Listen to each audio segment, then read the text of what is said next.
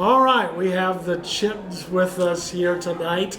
We are so excited about you being here. So what I want to do, I know the audience they can only hear, they can't see, but I'm going to... Hold on, before you go. Not that it's an issue for us, but it's pronounced Chitans. Chitin? Yes. Really? Like Tennessee Titan? Chitin? Didn't know that. See, I've heard two different people. Look, okay, so we're going to keep this recording because our last name is Waltman, and it gets mispronounced, misspelled so many different ways. Honestly, I get to the point where it doesn't, I don't even pay attention anymore because I'm sitting there going, oh, were you talking to me? Okay, whatever. It's never, and because it's also German, so it's actually pronounced Voltman. And I've only had one person in my entire adult life that walked up, saw the name, and pronounced it right. And I'm like, you are my hero. No one ever gets this right. So I apologize. No, it's fine. It's fine. The Chitans, and I will remember that because of the Titans. Yes. That's good. All right, we are here with the Chitans. The family, we're so excited about having you here. We play a lot of your songs, so the audience already hears you, but we like them to get to know who you are.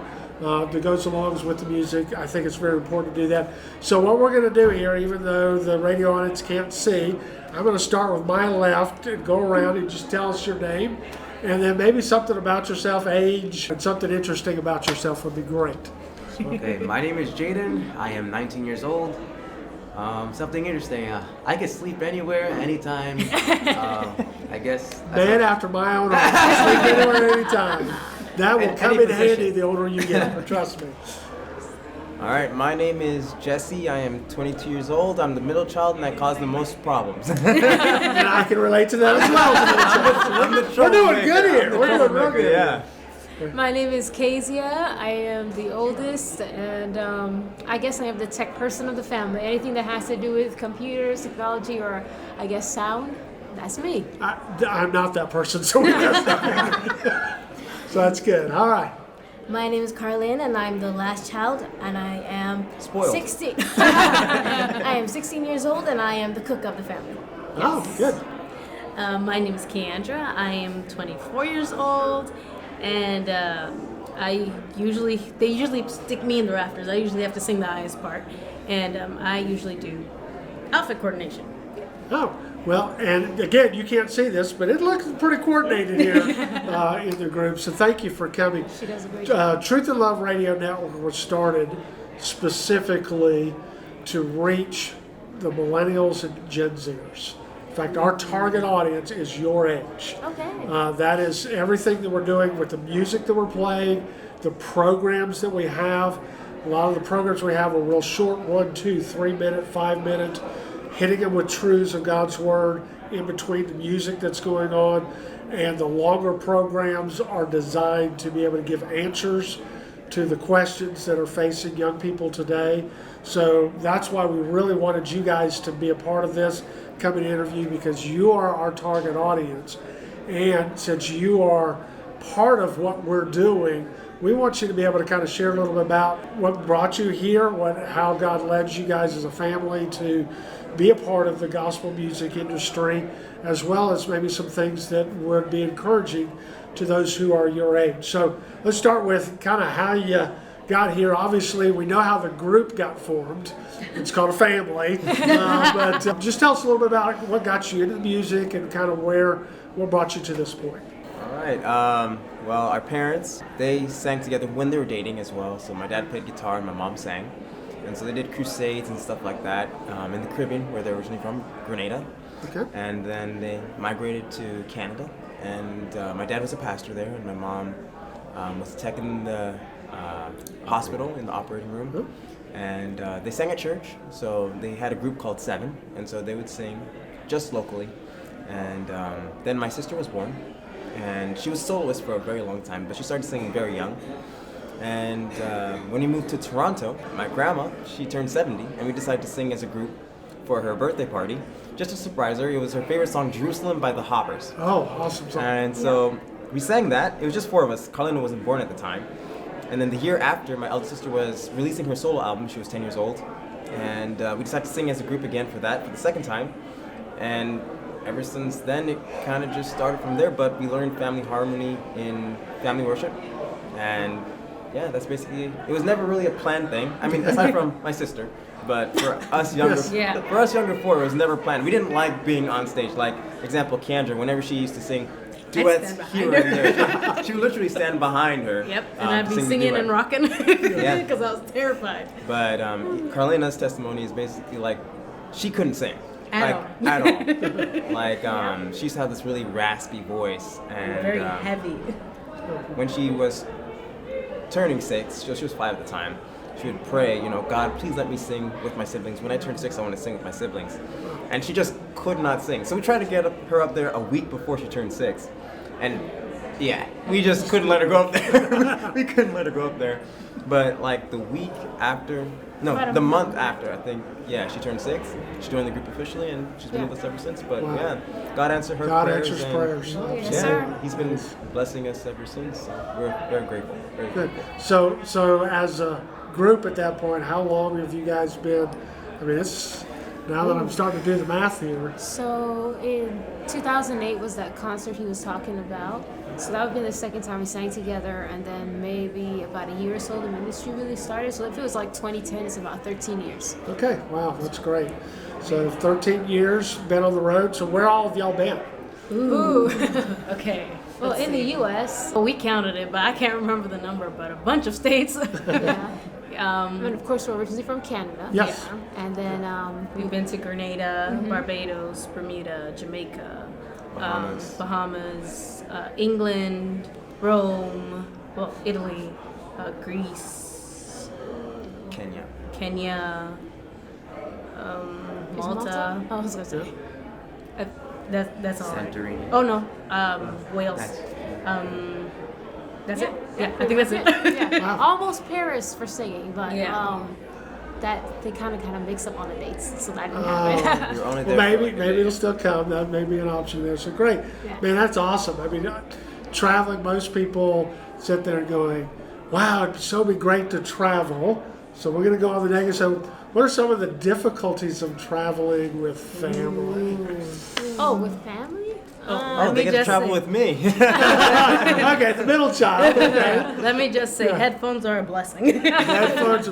This is true. So you're again going in for your generation. Having that as an option growing up is very helpful. For those of us who didn't grow up in that era, there was a lot of. It was a good thing back in the '60s and '70s. They had these big cars where you could stick people in corners. Otherwise, I would not have siblings. No, I'm a middle child. I would be around. I was the one causing the trouble. So good that because I know traveling sometimes you're in close proximity and everything. So let's talk about the good things. What is the good things that you found in traveling? I would say, I guess, well, for me personally, it's being able to see the different perspectives of different people. Like, I praise God that we're able to go to different churches and get to meet different people and see, the things that they're going through and get to understand things from their perspective. Because it's one thing to be at home and to experience your own things and not understand, like, why is it that people do these things? Or why is it that, people feel this way about certain things? And so it's really eye-opening to understand where other people are coming from. Good.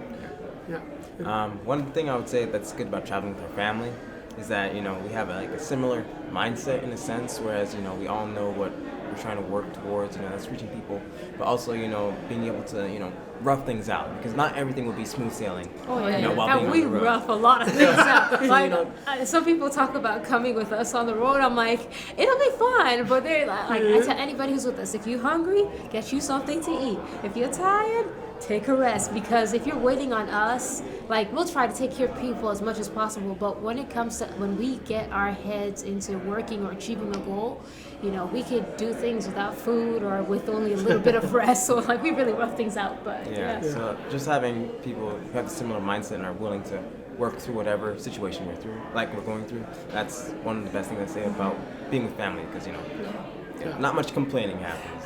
Okay.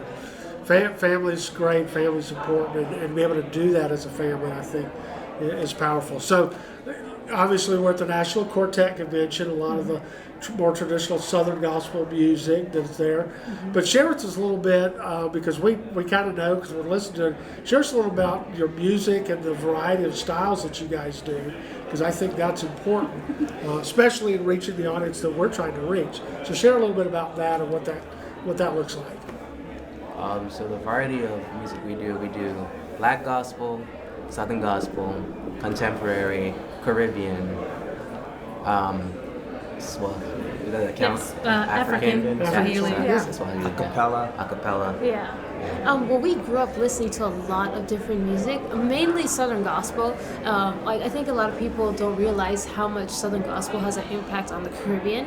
Like my parents grew up listening to like the Hempfields, the Goodmans, all these Chuck Wagon Chuck Wagon Wagon Gang. Gang, Yeah. oh, yeah. So yeah, they grew up on that music, and then when they had us, we grew up every Friday. We would watch they called it the Gaither Gospel Hour. Oh, yeah. In Canada, and that would come on at 9:00 every Friday. So we would either finish worship before or after, and then we just sit down and watch the entire program. And my grandma, she had tons of Gaither stuff. Yep. But yeah, we grew up listening to a lot of Southern gospel music, and then a lot of other influences as well.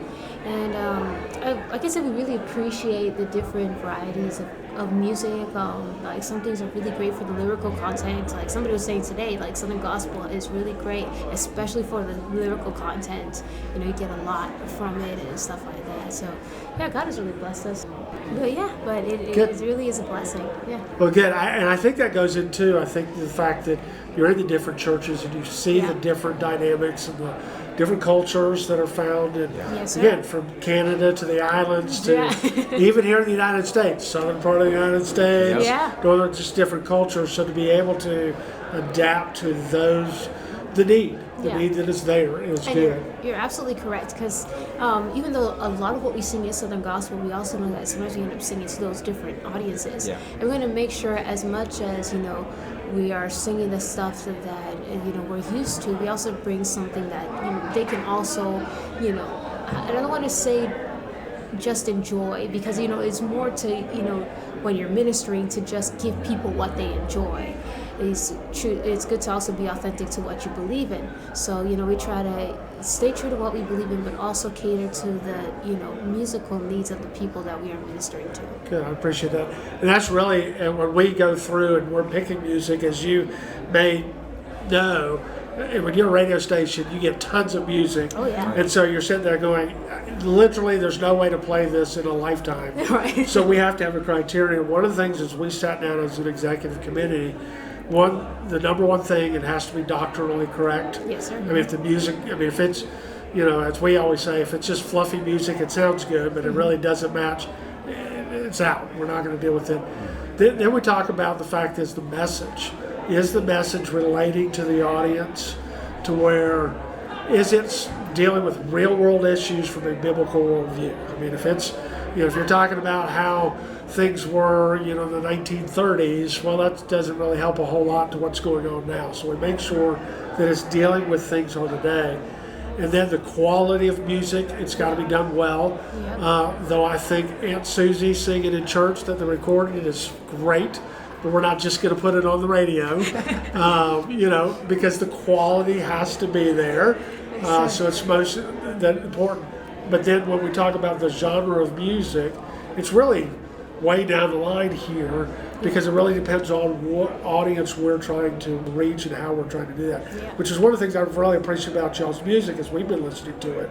It does allow for meeting needs in different areas. The quality is there. I'll tell you, you guys do a great job. The quality's there, the doctrine's there, the message is there, particularly as we're trying to reach your generation. So let's kind of talk a little bit on that. What are some things that you feel like that if you were going to share with your peers of your generation, saying, here's why you need to listen, or here's some things that might give you some hope. Give us some things that you would love to share with your peers, your age group, to be able to help. Well, for me as the youngest, there are some times like when my mom and dad tell me something, I'm like, are you sure about this? But then I would go look it up or do something, and I would realize like older people know more, and they experience, like, they may seem as though they're bossing us around, but they know what it's like, and they know what it is to go through and have God help them out. So for all these young people, like, it may sound weird or it may sound like bad news, but like when your parents or like an older individual talks to you about something, especially biblically, like they would know better sometimes, but sometimes. But Good. I'm glad. That's be honest, because you're right. Sometimes we as adults we mess up, but take it to the scripture. So good. I appreciate that. yeah, make sure you have your daily like time with the Lord and with the Bible, and Good. Yeah. Great. That awesome. Yeah. Anyone else going to share some things on me that you feel like this would be a help to your generation? I would probably say, because one of my favorite verses in the Bible is Proverbs 3, 5, and 6. Trust in the Lord with all your heart and lean not on your own understanding. In all your ways acknowledge Him and He will direct your path. We as young people, we love to just like strike out on our own and try to do things on our own. And yes, we do need to be independent, but we also need to lean on the Lord because He knows exactly what's ahead. Yeah. He knows what is best for us. And it's easy to want to take things into our own hands, but as long as we are trusting Him and acknowledging Him in every single thing we do, because it's not us, it's Him. It's Him we're serving. It's Him who's bringing us through. It's Him who has given us this breath that we have to live. And at the end of the day, everything is Him. Everything goes to Him. So we want to make sure that we follow Him. Yeah. Awesome.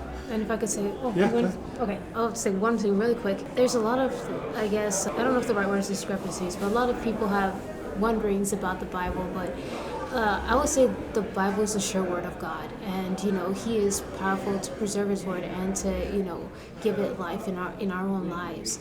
And I know, like for myself growing up, I had one friend in particular that would ask me a whole bunch of questions, and I didn't understand those questions. I couldn't always give him an answer, but I knew that God was good and that His word was sure. We may not understand everything inside of it, but there's a good reason for everything. Like there's one thing that I was revealed in the scriptures, and it was kind of something that's not so much followed these days, but it was something I said, like, even though I don't understand the full extent of it, if God says that it's so, I'm just gonna do it because He knows best, and it's not a big issue, and if it's not killing me, why not? But yeah, just Good. I was just gonna say, one thing my parents, I would say, did a really good job for us growing up was giving us good influences, like good examples to follow. And I'd say it's a good reason as to why we are here today, because they didn't let us follow certain crowds, hang out with certain people that, they made sure that we stuck with the right crowd. And, just in church growing up, we associate with good people in the church, make sure, that good people came over to the house. No offense, church people are good. Yes. But, Hey, like growing up in church, I understand what you mean. Our radio audience hears this from me all the time, so we're good. So, certain people came to the house, certain people they let us, get involved with, stuff like that. So, get those personal relationships. the deep connections with, just have good examples. And just to piggyback off of that, one of the things they always taught us, like even if you're in a crowd that's not so good, make sure that you're being a good leader. Like you're with the crowd, you're trying to be a good example of Christ. Make sure you're an example of Christ and nothing else. Make sure you are leading and not following. Very, very good advice. Well, I was gonna say the same thing, but sometimes, not saying how old, but us, like 19 and up, well, just people our ages, people who are younger than us will look up to you as like a role model. So just like better yourself and influence them the right way to God. Good. Yeah, everybody, no matter where you're at, somebody's behind you looking at you. And it's important to kind of draw them in. Well, before we go, people need to know where to find you, where to find your music, buy your music. So tell us where they can, best place for them to go. All right, so you can find us on all streaming platforms, and also on our website, or well, I guess you could also see us in person if you follow us on Bands in Town. But everything from social media to streaming to our website, it is all the Chitans. Or close for our website would be thechitans.com, but all social media streaming platforms is under The Chitans, and that's CHITANS. Awesome. Well, we will be linking your site on our website so people can come and be able to. Where do you go from here? You're leaving Pigeon Forge and going. So we're gonna go home. Oh, yay! You need a break after NQC requires a week off for most people. You know, vacation. Some of us are vacation. catching a flight and heading out for a week, but most people need to go home. So Yes. good. Candy time. Awesome. So as far if they go on the website, I know you'll be able to find where you guys are at. Yes, We sir. have audiences all over the United States and Canada. So if you go on the website, find if they're close to you, I encourage you, go see them, get to know them, buy their music, anything that they got, help them, support them, because this is important, again, to our audience, to reach your generation. We need you guys. And I will tell you, as a station, you keep staying out there. We will support you. We will do everything we can to help you. Thank you so much. All right. Thank y'all for coming. Thank you Thank for you for coming having all the us. way across the other side of the convention hall. Some a little later than others, but we'll take that. Thank you very much. Thank you. Bless you.